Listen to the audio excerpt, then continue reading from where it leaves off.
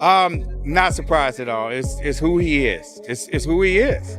I've always thought that he's a horrible person, and this is every bit of proof. Baltimore boxing champion Gervonta "Tank" Davis faces new abuse claims from a woman who claims to be his ex-girlfriend. Tank is done. Tank is hung him up, shoes off, get the bag, put a plaque up, he done. Bible promotion. November 14th, Jake Paul versus Gervonta Davis has officially been canceled. I know that we all speculated that it would be, and I was pretty much for sure that it would be canceled, but now we have official confirmation. The boxing world is stunned as Leonard Ellerbe finally speaks out about Gervonta "Tank" Davis' recent arrest, an incident that's rocked the sport and forced a cancellation of the much-hyped Jake Paul versus Tank Davis showdown. What was expected to be one of the biggest crossover events of the decade has now been derailed by Tank's ongoing legal troubles. So, Most Valuable Promotions, the promotion co-founded by Jake Paul and Nikisa Badarian, posted this on social media. They posted that they were officially canceling the fight, saying Most Valuable Promotions immediately initiated an investigation. No, I had the wrong one. Okay, I'm reading this one. Most Valuable Promotions and Netflix have announced that Jake Paul versus Gervonta Davis, the one I was reading was the one from late last week, originally scheduled for Friday, November 14th at the Cancellation Center in Miami, Florida, will no longer be moving forward. Quote, "Our team has worked closely with all parties to navigate this situation responsibly," said Nikisa Badarian, CEO of MVP.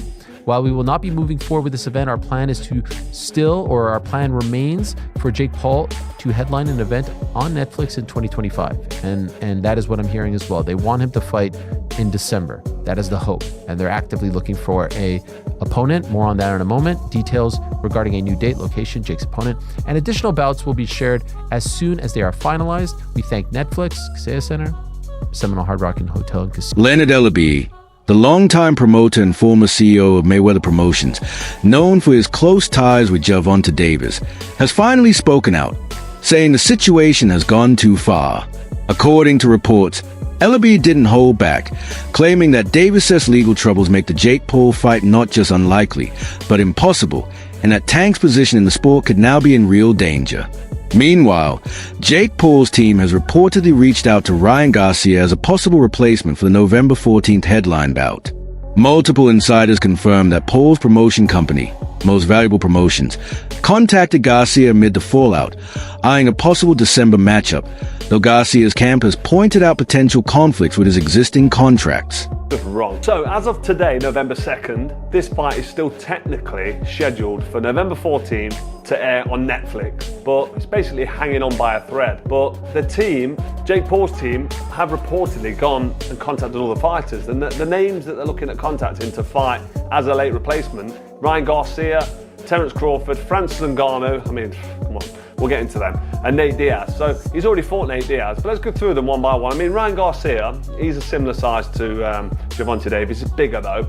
Davis made him come down, didn't he? Then he beat him up. So that was Ryan Garcia. Quite a bad loss for Garcia, that was, because he was up for the fight, but Gervonta Davis beat Garcia. Garcia also isn't really big enough to be jumping in with Jake Paul, but that's a fight that potentially could happen. Garcia is a massive name. He's a big he's a social media star, he's a big public figure, loads of followers on Instagram and social. His Instagram's over 1 million, I'm sure it is. Rolando Romero didn't mince words after hearing the news about the cancellation of Jake Paul versus Gervonta Davis.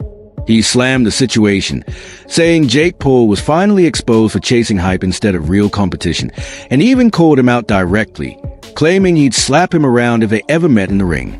At the same time, Romero aimed shots at Ryan Garcia, accusing him of ducking their rematch that was already part of their contract. He went on to label Garcia as unreliable and scared, saying fans are done with talkers. They want real fighters who actually show up. I want to let everybody know I'm going to slap Jake Paul across his face because, first and foremost, man, I'm tired of this YouTube boxing stuff, man. I really am. I am more tired of this YouTube boxing stuff than everyone else, man. Oh, let's make this happen, bro. I'll be ready in a week. I'll be ready to slap Jake Paul across the face in a week. I will slap Jake Paul across his face. But who cares? I don't care. Roll over Jake Paul 2025, bro. I knocked out another YouTuber. I knocked out. Bro. Jake Paul gets knocked out Oscar de la Hoya has officially addressed the rumors about Ryan Garcia stepping in to replace Gervonta Davis. He made it clear that no such discussions ever took place, adding that if there were any real negotiations, he'd be the first to announce them himself. De La Hoya explained that Ryan Garcia is currently focused on other goals, and fans shouldn't expect any sudden crossover fight with Jake Paul. His statement effectively shut down the speculation and reminded everyone that not every rumor in boxing deserves attention. Asking me about Jake Paul and Ryan Garcia. Let me just tell you why this fight is not going to happen. Ryan Garcia fights for DAZN, and Jake Paul fights on Netflix. I mean, that's pretty much the bottom line. Golden Boy has a contract with DAZN. Ryan Garcia has a contract with Golden Boy. And that's just the way it is. I mean, this is business.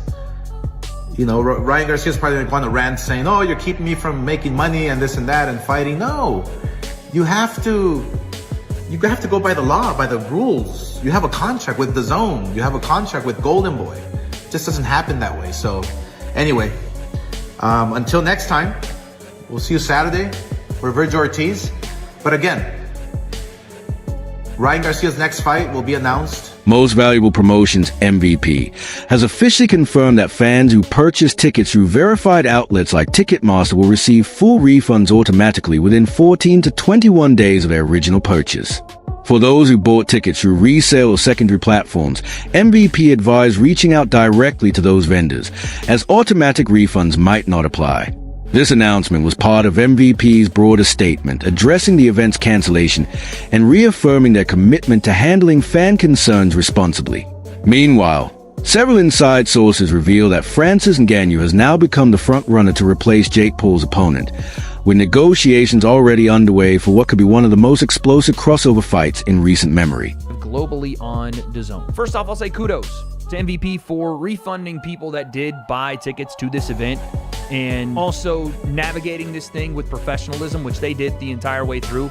You got to give them credit for that. They really stayed quiet on the rumor front and just handled things as a professional company. That's all you can really ask for. Jake Paul has, in the last couple of hours, tweeted idiot, and then God has a plan always. Two things that I think are both referring to this fight. First off, calling Gervonta Davis an idiot, I assume, and then obviously, God has a plan always, referring to this thing is probably going to work itself out. Obviously, this video is dedicated to talking about future opponents for Jake and potential fight dates. I do have something that I don't know if it's misinformation or not, but I'm just going to talk about it here. This is a tweet from somebody named ATalkers5. I don't know how realistic this potentially even could be, but this is from 4 hours ago. They said two of the female bouts scheduled for Jake Paul versus Gervonta Davis undercard are now scheduled for December 14th. Francis Ngannou, who shocked the world with his impressive boxing debut against Tyson Fury and later shared the ring with Anthony Joshua, remains one of the biggest global pay-per-view attractions. Jake Paul's camp reportedly sees Ngannou's knockout power and star presence as a perfect formula to rescue the cancelled event. However, Ngannou publicly dismissed those rumors, saying he would never take part in what feels like a publicity stunt. After facing elite opponents like Fury and Joshua, Ngannou said that fighting a YouTuber-turned boxer would be an insult to his craft. He urged fighters to respect the sport rather than turning it into a show for clicks. Fans applauded his honesty, agreeing that a matchup with Jake Paul made little sense, either competitively or financially. Sounds like they feel the same way. It's an impossible spot to be in. The only part I'd say is, like, you kind of know who this guy is ahead of time. Like, this is not exactly a shocking revelation like Tank Davis is. This is not the first rodeo. But I do think it's too close to the fight to really be, messing around here. Like, you got to figure out a new solution. And so there's been multiple reports regarding people that they've reached out to. Names like Ryan Garcia have been brought up. Terrence Crawford has been brought up. Francis Ngannou has been brought up. And Francis Ngannou spoke to TMZ today, and he did confirm that he was contacted. And the quote was, "How can they go from Gervonta Davis to Francis Ngannou? It makes no sense." He was like, quote, "We think about you to fight Jake." I'm like, what? Which Jake? Bro, come on, don't. So, what's your take on all this? Was Jake Paul justified in backing out after Gervonta Davis' arrest? Or was it just a clever PR stunt? Let me know your thoughts in the comments.